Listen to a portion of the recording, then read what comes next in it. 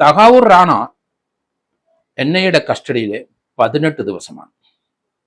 അമേരിക്കയിൽ നിന്ന് സ്പെഷ്യൽ ഫ്ലൈറ്റിൽ കൊണ്ടുവന്ന പ്രതിയെ ഡൽഹി കോടതിയിൽ ഹാജരാക്കിയ NIA അതിനുശേഷം 18 ദിവസത്തെ കസ്റ്റഡി കോടതിയോട് ചോദിച്ചു, കോടതി കൊടുക്കുകയും ചെയ്തു. ഇന്ത്യയെ ഛിന്ന ഭിന്നമാക്കാനും ഇന്ത്യയുടെ അഖണ്ഡതയ്ക്കെതിരായി നീങ്ങിയ വ്യക്തി തന്നെയാണ് തഹാവൂർ റാണ. 2008 നവംബർ 26 ബോംബെയിലെ ഭീകരാക്രമണം നടത്തിയത്. Chhatrapati Shivaji terminal railway station ആക്രമിച്ചു, താജ് ഹോട്ടൽ ആക്രമിച്ചു, ഒബ്രോയി ട്രൈഡന്റ് ഹോട്ടൽ ആക്രമിച്ചു, നരിമാൻ ഹൗസ് ആക്രമിച്ചു. ഭീകരർ 3 ദിവസം തേർവാഴ്ച നടത്തി. ബോംബെയിലെ അന്നത്തെ കമ്മീഷണറായിരുന്ന വ്യക്തി ഇന്ന് NIAയുടെ ചീഫാണ്. അന്ന് ബോംബെ കമ്മീഷണറായിരുന്ന വ്യക്തിക്ക് അന്ന് പരിക്കേൽക്കുകയും ചെയ്തിരുന്നു. ഭീകരാക്രമണത്തെ സധൈര്യം നേരിട്ട അദ്ദേഹം ആണ് അസ്മൽ കസ്മിനെ ജീവനോടെ പിടിച്ചത്. ഇന്ന് NIAയുടെ ചീഫായിട്ട് വന്നിരിക്കുകയാണ് അദ്ദേഹം. അന്ന് അവിടെ ബോംബെയിലെ അഡീഷണൽ കമ്മീഷണറായിരുന്ന സദാനന്ദ് വസന്ത് ദത്തയാണ് ഇന്ന് NIAയുടെ മേലധികാരി. ഇപ്പോൾ ഇവിടെ ചോദ്യം ചെയ്യുന്ന ടീമിൽ ഒരു IG-യും ഒരു DIG-യും ഉണ്ട് NIAയുടെ. അവർ ആണ് ഈ തഹാവൂർ റാണയെ ചോദ്യം ചെയ്യുന്നത്. അമേരിക്കയിൽ നിന്ന് അഡ്വക്കേറ്റ് കൃഷ്ണരാജ് ഇന്ത്യക്ക് വേണ്ടി അവിടെ പോയി വാദിച്ച് അങ്ങനെ പ്രതിയെ നമ്മുടെ കസ്റ്റഡിയിൽ തന്നു. ഇന്ത്യക്ക് കൈമാറിയ ഉത്തരവ് അമേരിക്കയിലെ ഹൈക്കോടതി അത് ഓർഡർ ഇട്ടു. അവിടെ ഇന്ത്യയുടെ വാദമുഖങ്ങളും ഇന്ത്യയുടെ പ്രതിയുടെ ആവശ്യകതയെപ്പറ്റിയും അഡ്വക്കേറ്റ് കൃഷ്ണരാജ് വാദിച്ചു NIAക്ക് വേണ്ടിയിട്ട്. നമുക്കിപ്പോൾ അറിയേണ്ടത്, ഇയാളെ കസ്റ്റഡി കിട്ടി ചോദ്യം അറിയേണ്ടത്, ബോംബെ ആക്രമണത്തിൻ്റെ സൂത്രധാരന്മാർ 1 തഹാവൂർ റാണ തന്നെ, 2 രാവുത് ഗിലാനിയാണ്, 3 ഡേവിഡ് കോൾമാൻ ഹെഡ്ലെ എന്നിവരാണ് ഇതിൻ്റെ സൂത്രധാരം വഹിച്ചത്. ബോംബെ ആക്രമണം ആസൂത്രണം ചെയ്ത ഇവരാണെന്ന് തന്നെ പറയേണ്ടി വരും. അതിനുശേഷമാണ് ഇവരെ ഇന്ത്യയിലെ ആക്രമണത്തിന് മുമ്പ് ഇന്ത്യയിൽ അവർ വന്നുപോയി. ആ വിവരങ്ങളാണ് ഇപ്പം NIA അന്വേഷിക്കുന്നത്. കൊച്ചിയിലെ തഹാവൂർ റാണ ഭാര്യ സമേതം ആണ് വന്ന് താമസിച്ചതെന്നാണ് ഇപ്പോൾ പറയുന്നത്. എന്തായാലും അവിടെ ഒരു സ്ത്രീ ഉണ്ടായിരുന്നു കൂടെ താമസിക്കാൻ എന്ന് നമ്മൾ കണ്ടെത്തിയിട്ടുണ്ട് ഇന്ത്യ. അത് ആരാണെന്ന് ഇപ്പോൾ അദ്ദേഹം പറയുന്നത് തൻ്റെ ഭാര്യ തന്നെയായിരുന്നു എന്ന് അദ്ദേഹം പറയുന്നുണ്ട്. സംറാസ് അക്തർ എന്നാണ് ഭാര്യയുടെ പേര്. അവർ കൊച്ചിയിൽ വന്ന് താമസിച്ചു, താജ് ഹോട്ടലിൽ. ഡൽഹി താമസിച്ചിട്ടുണ്ട്, അഹമ്മദാബാദിൽ താമസിച്ചു, UP-യിലെ ഹാംപൂറിൽ താമസിച്ചു, ആഗ്രയിൽ ചെന്നിരുന്നു. 4-5 സ്ഥലത്താണ് അവർ ഇന്ത്യയിലെ സന്ദർശനം നടത്തിയത്, താമസിച്ചതും. ഇന്ത്യയിലെ വിധ്വംസ പ്രവർത്തനം നടത്താനും ഭീകരാക്രമണം നടത്താനും പറ്റിയ സെൻറ്ററുകളാണ് ഇവർ അന്വേഷിച്ചതെന്നാണ് മനസ്സിലാകുന്നത്. കൂടെ കൊച്ചി ഉണ്ടായിരുന്നിരിക്കാം, ഡൽഹി ഉണ്ടായിരുന്നിരിക്കാം, ഗുജറാത്തിൻ്റെ തലസ്ഥാനം അഹമ്മദാബാദ് വന്നിട്ടുണ്ട്, UP അറിയാം നമുക്ക്, അവിടെ ഹാംപൂറിൽ. ഇന്ത്യയിലെ ഏറ്റവും ശ്രേഷ്ഠമായ പാരമ്പര്യമുള്ള താജ്മഹലൊക്കെയുള്ള ആഗ്രയിൽ സന്ദർശനം നടത്തി. എന്തായാലും NIAയുടെ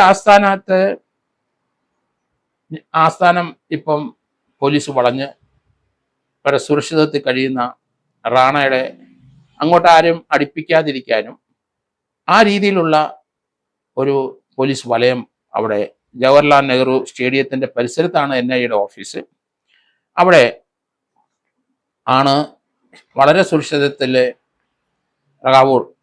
റാണ ഇപ്പം റാണയെ താമസിപ്പിച്ചിരിക്കുന്നത്.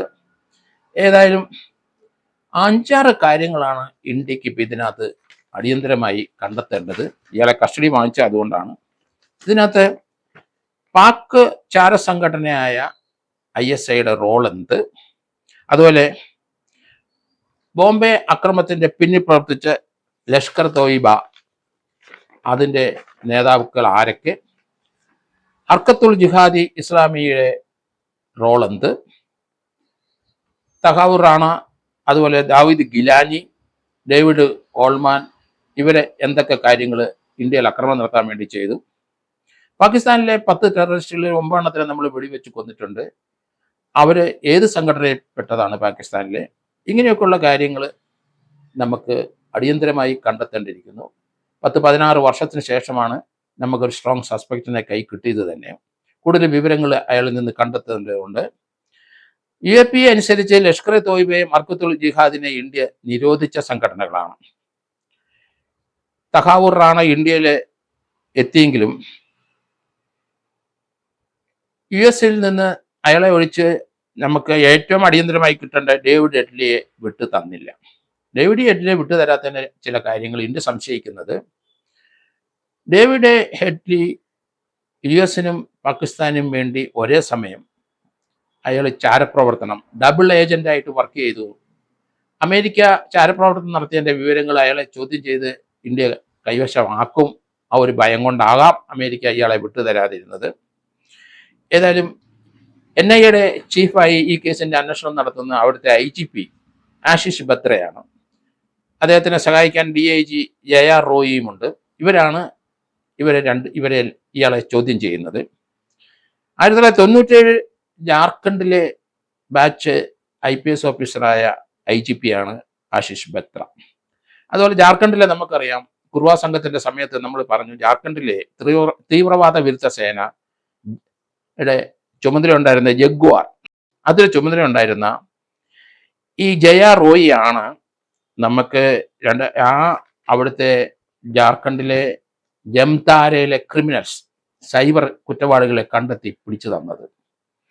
നല്ല ഡിജിറ്റലായിട്ടുള്ള നല്ല നോളജുള്ള DIG ആണ് അവര്. അതുകൊണ്ടാണ് ജാർഖണ്ഡിലെ ആ ജംതാര ക്രിമിനൽസിനെ നമുക്ക് പിടിച്ചു തരാൻ അവർ സഹായിച്ചത്. ഏതായാലും ജയ റോയിയുടെ റോള് വളരെ ഇമ്പോർട്ടൻ്റ് ആണ് ഇയാളെ ചോദ്യം ചെയ്യുന്ന സമയത്ത്. ഏതായാലും ബോംബെ ഭീകരാക്രമണം തൊട്ട് മുമ്പ് 2008, അത് 2026 നവംബർ 2008 നവംബർ 26 നവംബർ 13 മുതൽ 21 വരെ ഭീകരാക്രമണത്തിന് 2 ആഴ്ച മുമ്പ് തഹാവൂർ റാണ ഭാര്യ സമേതം കൊച്ചിയിലും ഡൽഹിയിലും ഇന്ത്യയിലും എത്തിയിരുന്നു എന്നുള്ളതാണ്.